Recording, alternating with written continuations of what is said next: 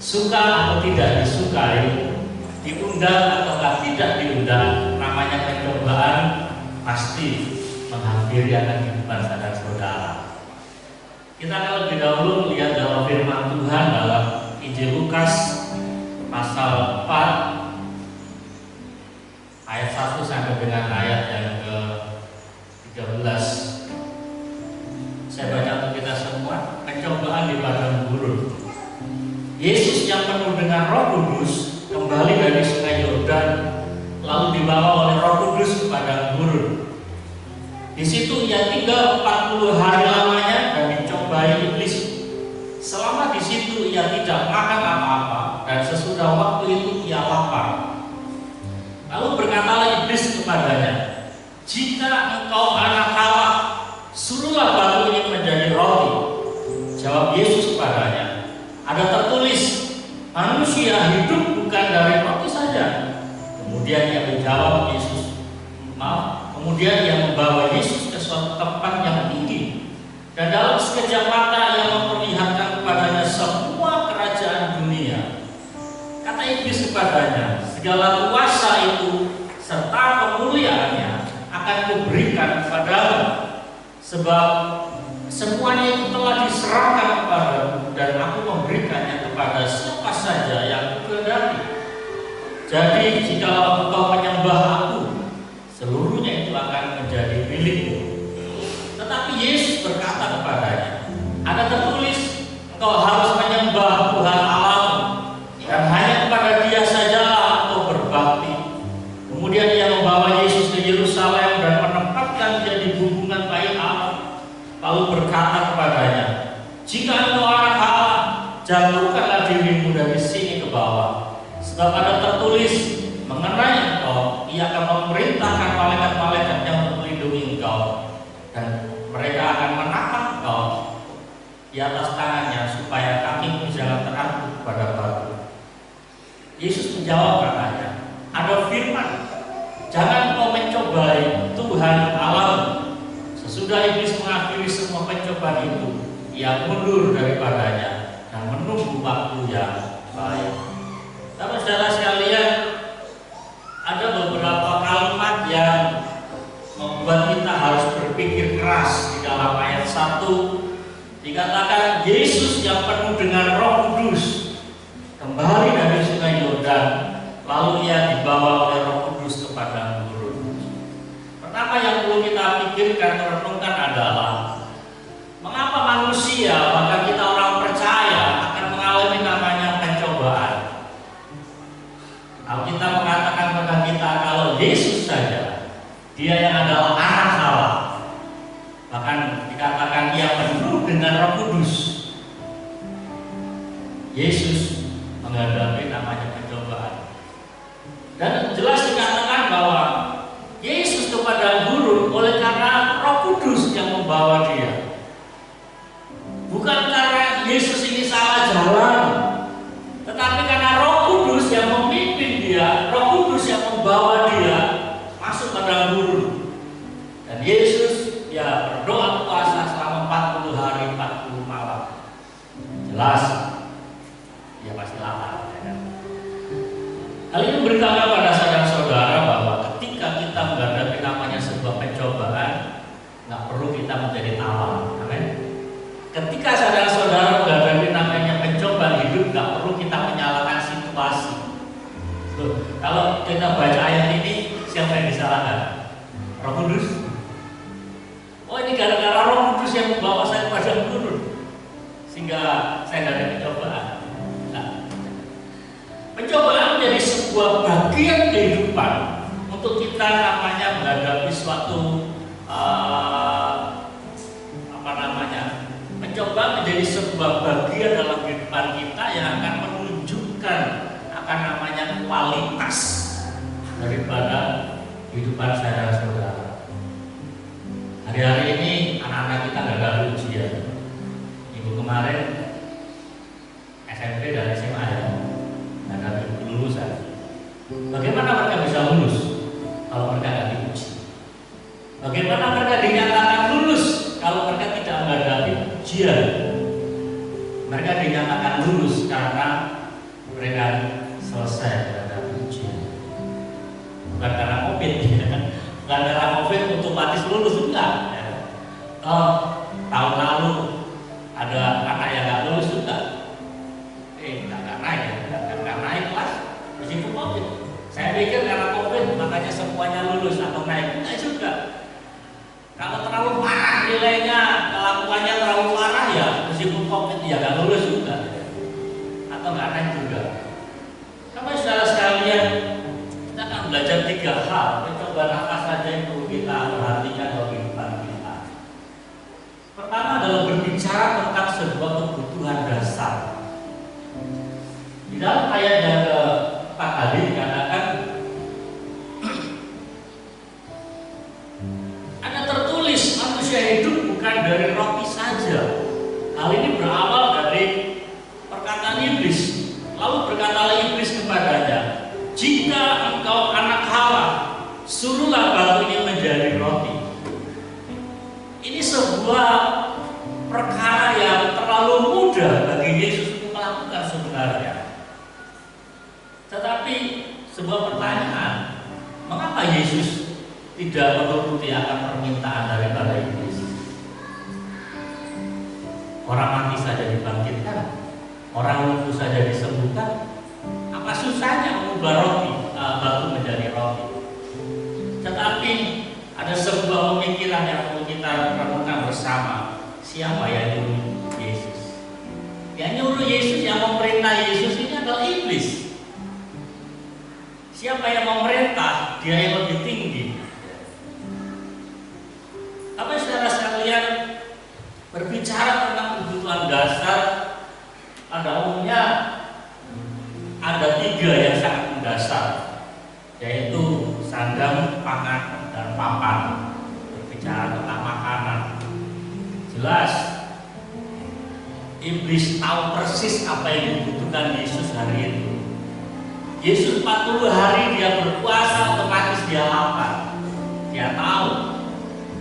Mengapa iblis tidak katakan ubah batu ini menjadi rumah, kebutuhan dasar? Karena itu bukan yang diperlukan. Tapi saudara sekalian, hari-hari ini sesuai dengan perkembangan zaman, kebutuhan dasar manusia tidak sekedar berbicara 3 pokok hal, sandang, pangan, papan. Tetapi saya mencatat ada beberapa hal. Pertama, kebutuhan dasar manusia itu juga berbicara tentang pengakuan. Saudara sudah punya rumah, saudara sudah punya pakaian bagus, saudara sudah punya makanan yang berlimpah. Tetapi hari-hari ini tidak cukup itu, tetapi ada namanya kebutuhan pengakuan. Ada namanya kebutuhan tentang sosial. Ada kebutuhan yang namanya tentang popularitas. Kadang-kadang kita berpikir dia sudah kaya, apa dia repot-repot mencari? Itu nggak sekedar berbicara tentang popularitas, tetapi juga butuh kebutuhan dasar tentang berkarya. Jadi saya tambahkan ada 4 kebutuhan dasar manusia selain daripada sandang, pangan, papan. Ada namanya kebutuhan pengakuan, ada kebutuhan tentang sosial, ada kebutuhan tentang popularitas, dan ada kebutuhan tentang berkarya. Kita punya sandang, pangan, papan, tapi mengapa kita pengen terus terlibat di dalam pekerjaan Tuhan? Karena kita ingin berkarya. Tapi saudara sekalian, kebutuhan dasar menjadi sebuah sama-sama ujian daripada manusia. Tetapi yang perlu kita renungkan pada pagi ini adalah ketika iblis katakan kepada Yesus, kalau engkau anak Allah, jadikanlah batu ini menjadi roti. Yang perlu kita pahami adalah bahwa manusia hidup tidak sekedar daripada masalah jasmani, tetapi juga berbicara tentang firman. Ya. Manusia hidup bukan dari roti saja, tetapi dari setiap perkataan Allah yang keluar dari mulut Allah.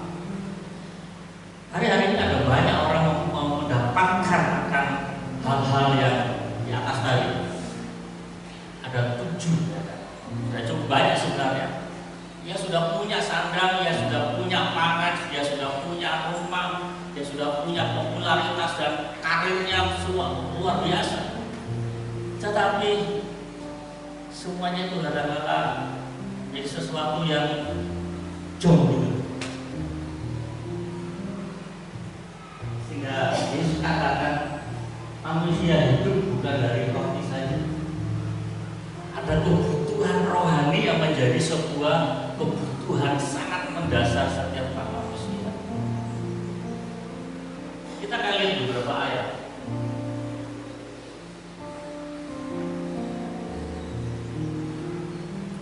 Yohanes pasal 6 ayat 35 dikatakan, kata Yesus kepada mereka, "Akulah roti hidup, barang siapa datang kepadaku ia tidak akan lapar lagi, dan barang siapa percaya padaku ia tidak akan haus lagi." Yesus menyampaikan kepada para pendengar hari-hari itu bahwa ada banyak orang-orang yang mengalami ketidakpuasan. Ada banyak orang-orang yang mengalami kelaparan secara jiwanya. Tidak heran kalau di kota-kota besar orang yang ke diskotik, orang yang ke naik klub, macam-macam, itu bukan orang miskin, orang berduit. Mengapa? Mereka perlu hiburan. Bahkan kadang-kadang mereka pulang mabuk, ya kan? Ada sesuatu yang dalam diri mereka gak dapat gitu. Saya gak pernah bersentuhan dengan namanya narkoba, saya gak pernah. Tetapi dari informasi yang dapat itu bukan barang yang murah gitu. Itu bukan barang yang, maaf saya katakan, orang miskin dapat membelinya dengan gampang. Tetapi karena kebutuhan yang belum didapat daripada orang itu, ya Yesus katakan kepada kita semua, "Akulah roti hidup." Barang siapa datang kepadaku ia tidak akan lapar lagi, dan barang siapa percaya ia tidak haus lagi. Sebuah pertanyaan sangat penting pada pagi hari ini. Ketika saya dan saudara mengenal Tuhan, apakah kita sudah mendapatkan kepuasan rohani?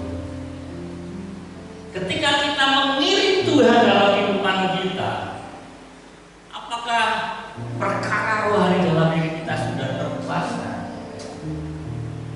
Kalau belum, mari kita lebih dekat dengan Tuhan. Yohanes pasal 1 ayat 1.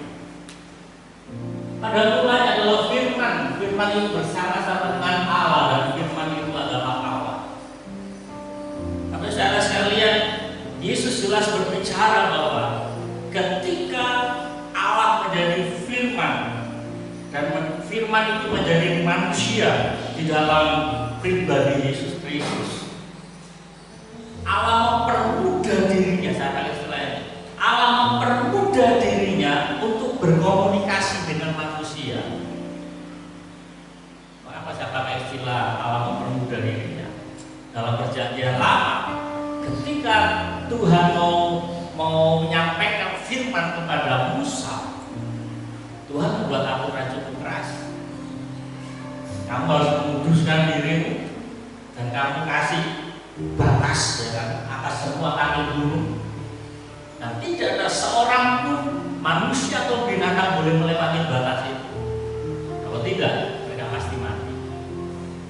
Tapi saudara sekalian, betapa sulitnya manusia ini mau berjumpa dengan Tuhan. Sederhana jawabannya, mengapa seperti itu? Allah itu kudus, manusia berdosa.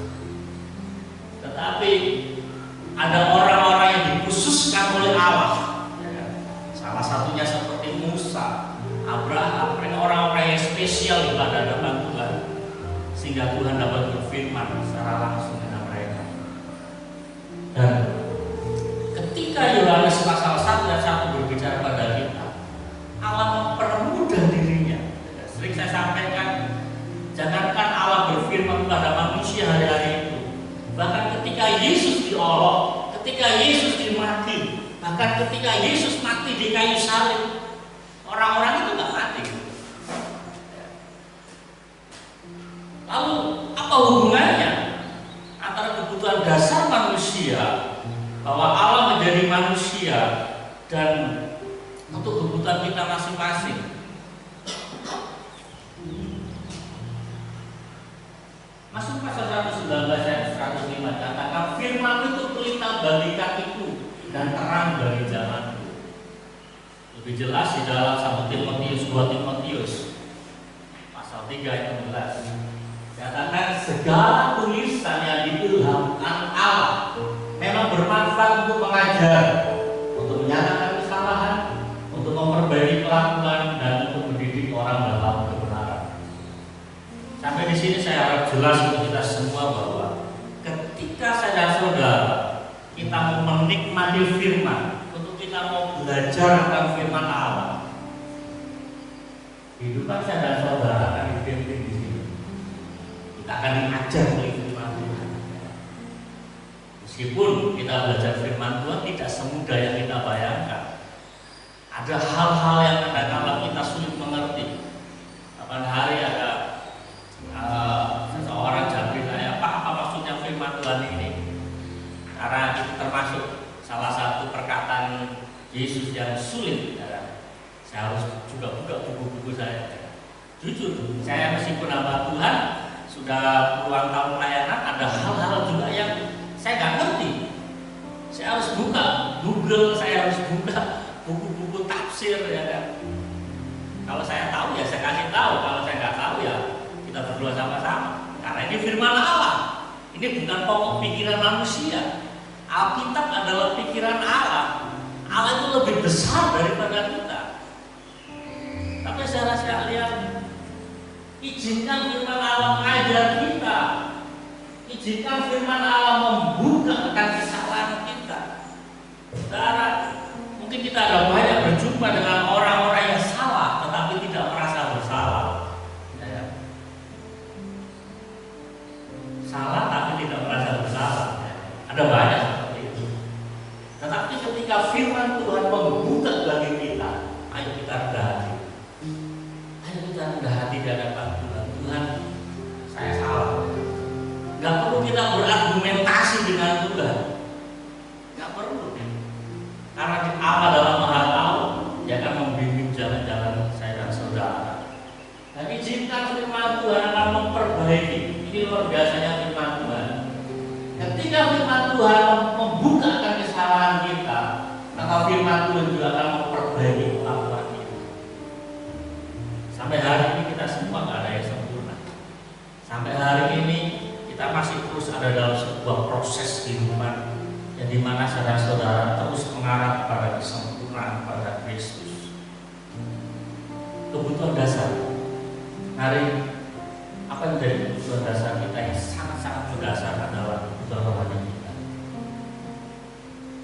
Percaya atau tidak, firman Allah sudah mengatakan pada kita, akan tiba saatnya nanti orang akan mencari dari timur ke barat. Orang akan menyeberang laut demi laut untuk apa? Mencari firman. Tapi mereka tidak ada. Ada saatnya nanti. Jadi kalau hari ini saudara-saudara, dengan mudahnya kita tinggal pilih gereja, dengan mudahnya kita klik di Google, kita klik di YouTube, kita mau cari dengan khotbah tentang apa, sangat mudah hari ini. Tetapi di basarnya nanti orang akan mencari firman Tuhan, tidak akan datang. Jadi mari saya katakan, pergunakan waktu yang begitu mudah hari ini untuk kita belajar firman Allah, merenungkan firman Allah, dan melakukan firman Allah. Nah, itu jadi kebutuhan dasar kita. Kemudian pencobaan yang kedua berbicara tentang penyembahan sejati. Di dalam ayat yang keempat, Yesus katakan pada iblis, tetapi Yesus berkata kepadanya, ada tertulis, engkau harus menyembah Tuhan Allahmu dan hanya kepada Dia saja engkau berbakti. Pencobaan yang kedua berbicara tentang penyembahan. Kita lihat lebih jauh di dalam ayat di atasnya. Ayat yang ke-6 dikatakan, kata iblis kepadanya, segala kuasa itu serta kemuliaannya akan kuberikan kepadamu, sebab semuanya itu telah diserahkan kepadamu, dan aku memberikannya kepada siapa saja yang kukehendaki. Jadi jika engkau menyembah aku, seluruhnya itu akan menjadi milikmu. Tapi saudara sekalian, ini masalah krusial sampai hari ini. Ini masalah yang masih terjadi sampai pada hari ini, detik ini, tentang penyembahan saja. Di luar sana masih ada banyak orang-orang yang salah dalam sebuah penyembahan. Kenapa? Karena perkataan iblis ini ada kebenarannya.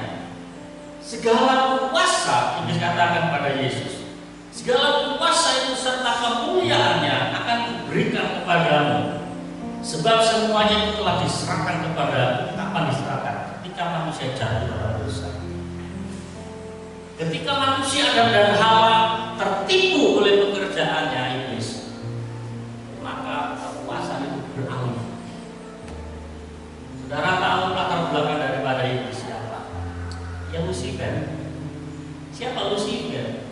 Lucifer adalah pemimpin dari para malaikat yang menyembah pada Allah. Ini gambaran saya. Ketika Lucifer ini dia memimpin penyembahan pada Allah, dia merasakan, oh, nyamannya disembah. Dia menginginkan penyembahan itu. Dia tidak merasa puas menjadi pemimpin seorang malaikat yang menyembah pada Allah. Dia tidak puas menjadi leader seorang penyembah. Dia menginginkan penyembahan itu. Ya, kita katakan dia mengaruhi malaikat yang lain untuk melakukan pemberontakan kepada Allah. Apa saudara sekalian? Dan itu masih terjadi sampai hari ini. Ada banyak orang-orang yang pergi ke dukun dan menjadi sembuh. Saya nggak tahu saudara tahu enggak, kalau saudara ada yang tangan atau patah kaki, bawa kampak, nggak perlu ke dokter ya, nggak perlu saudara operasi, cukup bawa di apa. Katanya sih, saya juga nggak pernah dengar sana. Soalnya kemarin waktu almarhum Bujang patah kakinya, ada yang menyarankan seperti itu. Bawa aja Pak ke apa, nggak perlu operasi. Oh, ini yang diomongin pendeta ya. Bingung deh. Kalaupun ada orang-orang yang sembuh, itu membuktikan bahwa iblis punya kuasa gitu. Sampai hari ini ada banyak orang-orang yang punya ilmu-ilmu kegelapan untuk melaris, ya kan? Saya kalau sebutkan terlalu banyak, ya kan? Bahkan di toko-toko, ya kan? Ada apa itu kucing kuning yang gini-gini ya. Saudara tahu itu? Kalau dipikir apa hubungannya gitu loh? Boneka kucing emas yang gini-gini itu apa hubungannya? Hubungannya di ayat ini saudara. Ketika manusia menyembah kepada iblis, iblis berjanji memberikan apa yang diminta.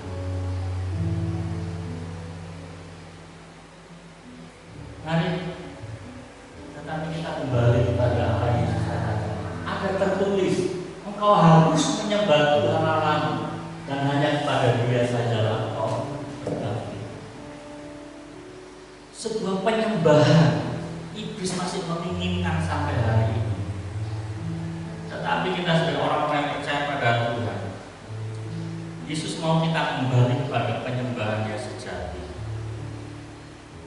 Di dalam di Yohanes pasal 4 ayat 21, Yesus katakan, percayalah kepadaku hai perempuan, saatnya akan tiba bahwa kamu akan menyembah Bapa, bukan di gunung ini dan bukan juga di Yerusalem. Kamu menyembah apa yang tidak kamu kenal, kami menyembah apa yang kami kenal, sebab keselamatan datang dari bangsa Yahudi.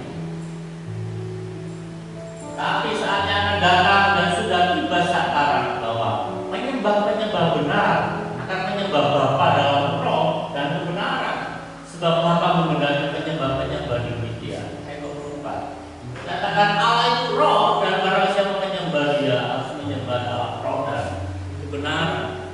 Tapi saudara sekalian, kalau saya merenungkan ayat ini yang menjadi dasar mengapa saya dan saudara tidak harus ke Yerusalem. Dalam ayat yang 21 tadi itu jelas.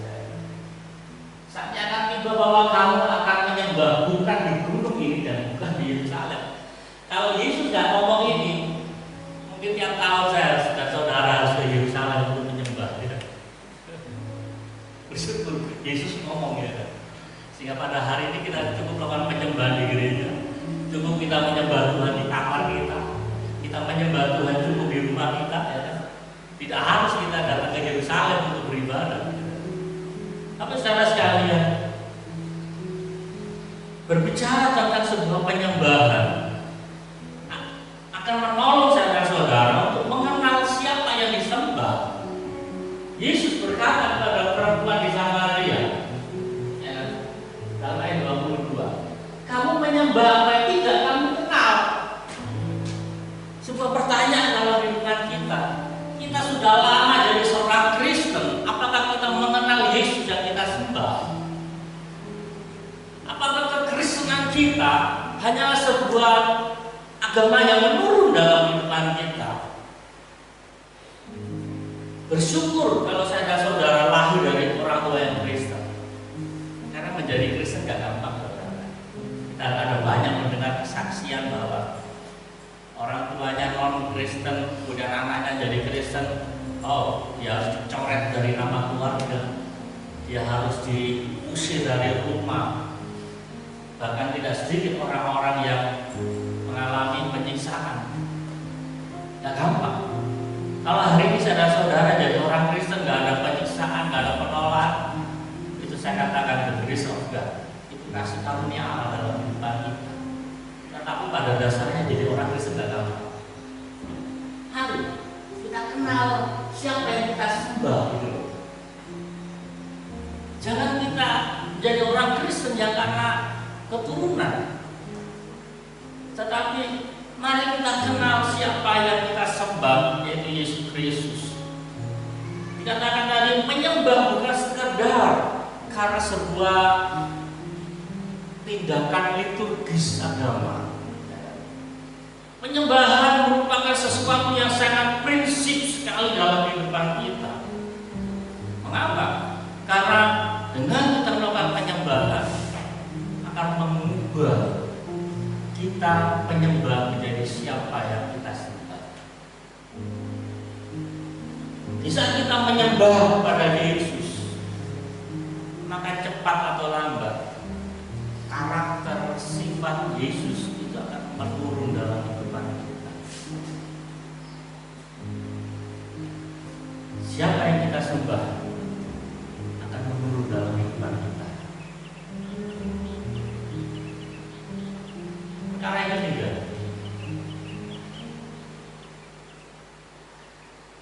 yaitu berbicara pencobaan tentang integritas daripada firman Allah.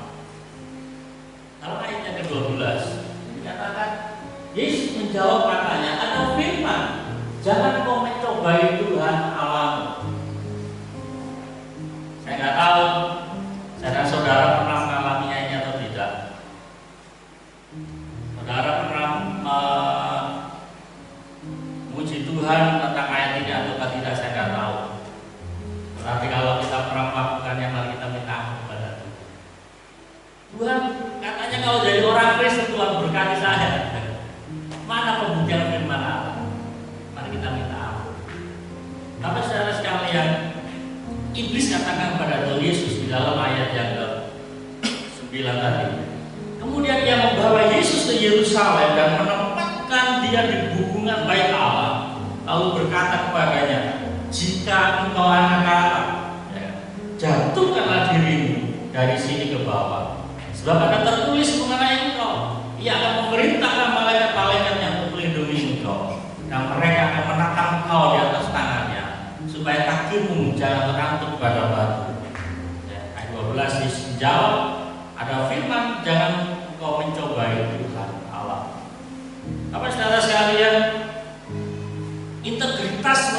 berarti mutu atau kualitas atau sesuatu yang dapat dipercayai. Dan saya yakin bahwa firman Allah adalah sesuatu yang memiliki integritas, nggak perlu diragukan lagi. Tapi saudara sekalian,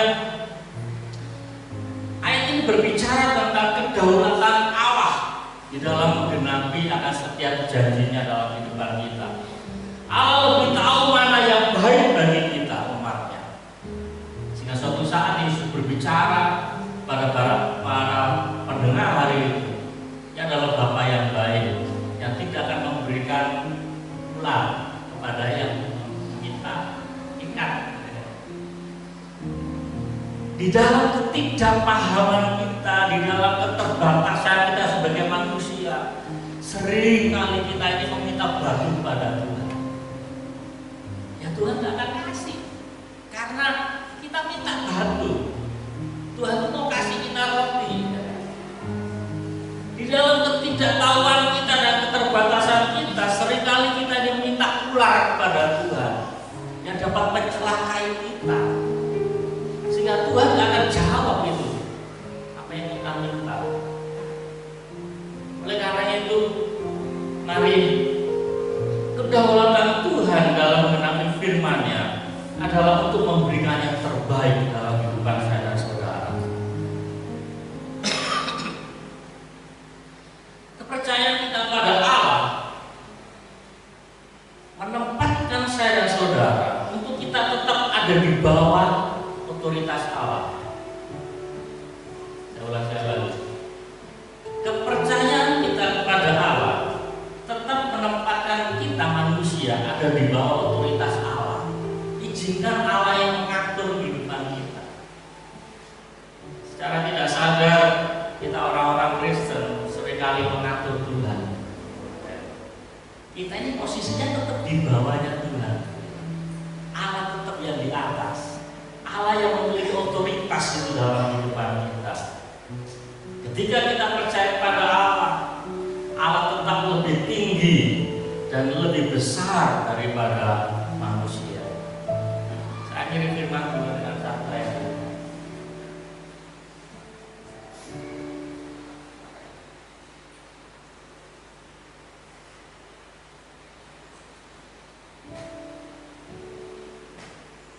Bilangan pasal 23 ayat 19 dikatakan Allah bukan manusia sehingga ia berdusta, bukan anak manusia sehingga ia menyesal. Masakan ia berfirman dan tidak melakukannya, atau berbicara dan tidak menepatinya?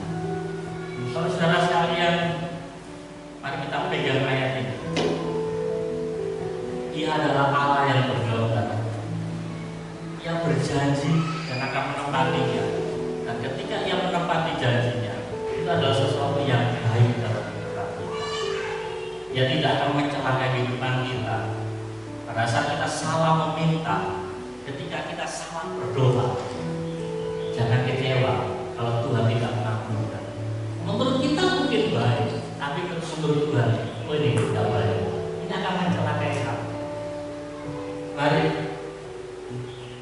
kita siapkan hati kita untuk kita masuki hari-hari kita. Kalaupun Tuhan izinkan kita ada pencobaan, jangan menyerah, karena Tuhan telah melewati semua pencobaan. Zaman kita datang kepada Tuhan, Tuhan tolong saya, beri hikmat untuk kita tidak menyalahkan Tuhan. Tidak perlu kita menyalahkan situasi,